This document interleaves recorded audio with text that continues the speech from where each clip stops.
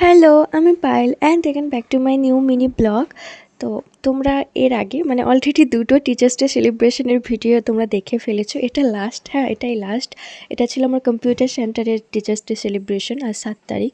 তো সেখানেই যাব। তো সকাল থেকে উঠে এত পরিমাণে রোদ পড়েছে আর এত গরম যে কি বলি তোমাদের।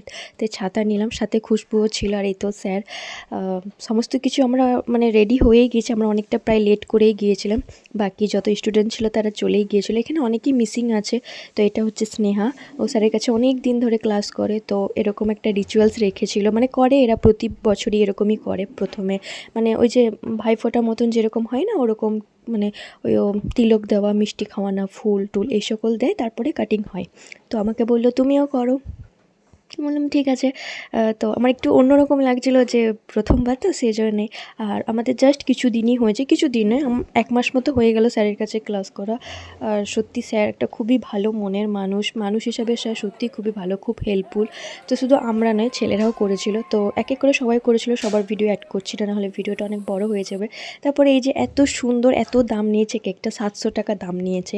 তো এই কেক কাটিং যে হলো সুন্দর করে, সুন্দর তো করতে দিল না এরা, স্নো স্প্রে তারপরে এই সকল দিয়ে পরে পুরো একেবারে যাতা। আর তারপর স্যার বারবার বলছিল যে একসাথে কেক কাটবো, কিন্তু এত স্টুডেন্ট আছে আর ছেলে মেয়ে একসাথে জিনিসটা ঠিক হবে না। তো স্যার প্রথমে কাটিং করেছিল, তারপর আমরা গার্লসরা করেছিলাম, তারপর ছেলেরা করেছিল। কিন্তু ছেলেরা যেখানে আছে সেখানে তো গন্ডগোল হবেই।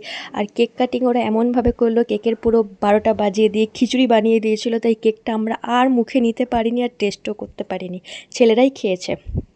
তো তারপর একটু ভিডিও করছিলাম, আর তারপর টিফিনও খেয়েছিলাম। আর এই যে খুশবু রানী, ও আমার সাথেই শেখে, মানে আমরা একসাথেই শিখি। ও আমার স্কুল ফ্রেন্ড, তোমরা হয়তো জানো। তো আজকে ভিডিওটা এই পর্যন্তই, টাটা।